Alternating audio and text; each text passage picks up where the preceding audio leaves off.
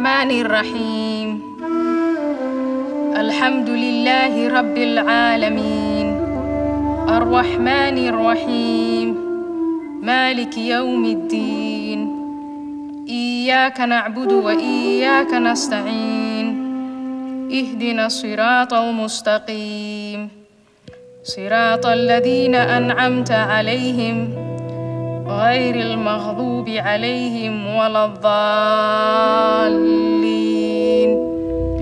آمين.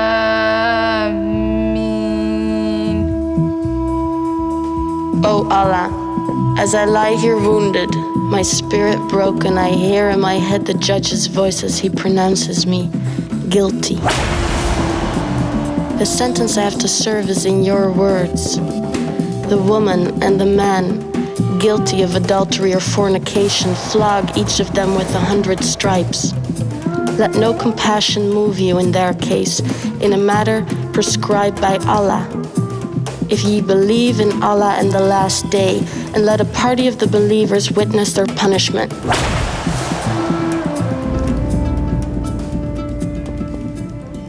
Two years ago, on a sunny day, while at the souk, my eyes were caught by those of Rahman, the most handsome man I have ever met.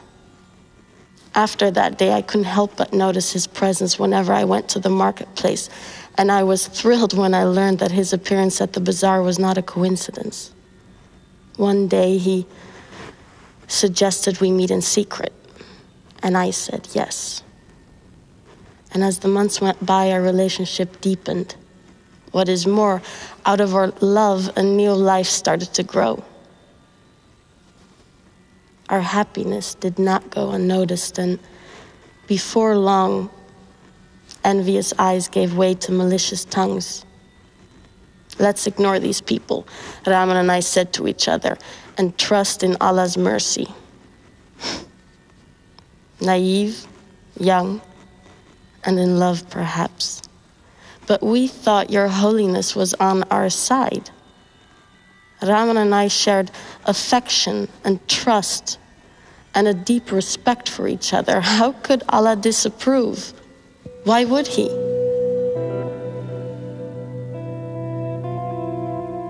When I was 16, my father broke the news to me in the kitchen. You are going to marry Aziz, he said. He's from a virtuous family and will take good care of you. My wedding day was more of a celebration of my family than of mine. Once in my marital home, my husband approached me. Ever since, I recoil from his touch. I am repulsed by his smell, even if he has just had a bath. Yet, O Allah, I obey his command sanctioned by your words. And I let him take me because each time I push him away, he quotes you. They ask thee concerning women's courses. Say, they are a hurt and a pollution. So keep away from women in their courses and do not approach them until they are clean. But when they have purified themselves, ye may approach them in any manner, time, or place ordained for you by Allah. For Allah loves those who turn to him constantly, and he loves those who keep themselves pure and clean.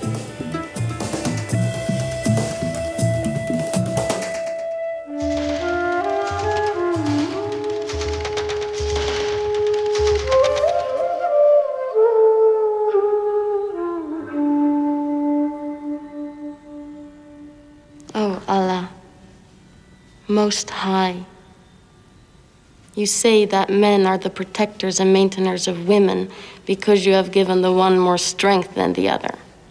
I feel at least once a week the strength of my husband's fist on my face.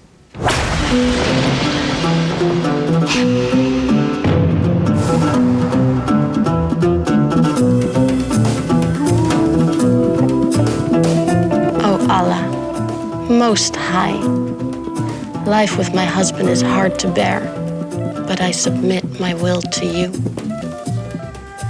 My husband supports me from his means, and therefore I am devotedly obedient and guard in my husband's absence what you would have me guard. But my husband, maintainer and protector, fears disloyalty and ill conduct on my part. He accuses me of being ungrateful to him. He always finds a reason to doubt my loyalty to him. And after a series of threats and warnings, he starts to beat me.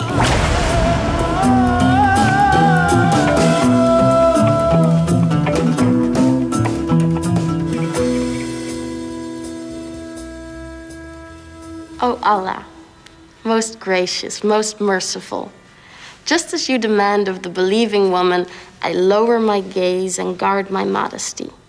I never display my beauty in ornaments, not even my face or hands. I never strike with my feet in order to draw attention to my hidden ornaments, not even at parties. I never go out of the house unless it is absolutely necessary, and then only with my father's permission. When I do go out, I draw my veil over my bosom, as you wish.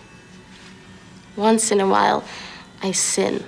I fantasize about feeling the wind through my hair or the sun on my skin, perhaps on the beach. And I daydream about an extended journey through the world, imagining all the places and peoples out there. Of course, I shall never see these places or meet many people because it is so important for me to guard my modesty in order to please you, O Allah.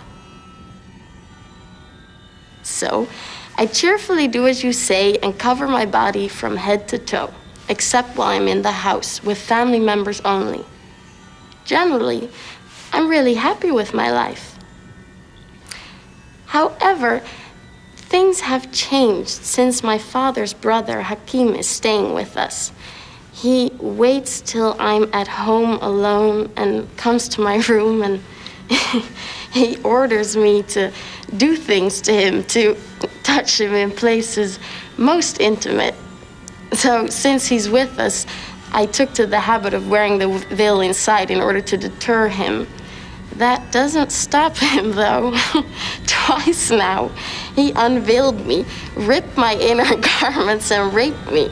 And when I told my mother, she said she would take it up with my father, but my father ordered her and me not to question his brother's honor. I experience pain each time my uncle comes to see me. I feel caged like an animal waiting for slaughter, and I'm filled with guilt and shame, and I feel abandoned, yet surrounded by family and friends. Oh, Allah. Hakim is gone now that he knows that I'm pregnant.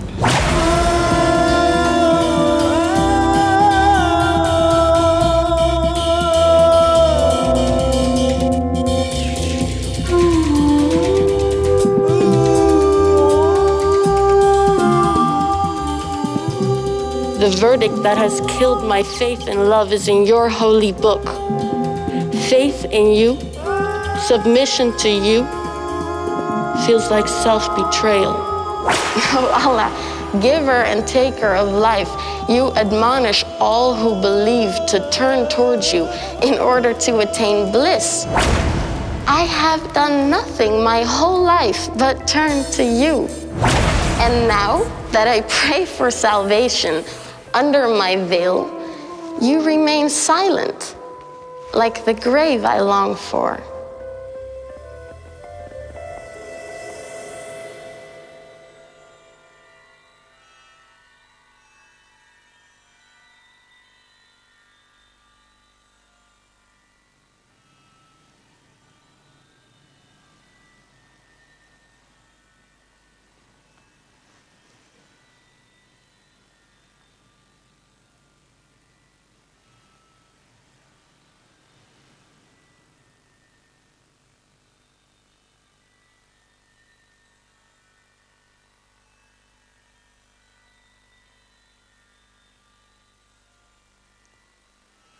Assalamualaikum warahmatullah.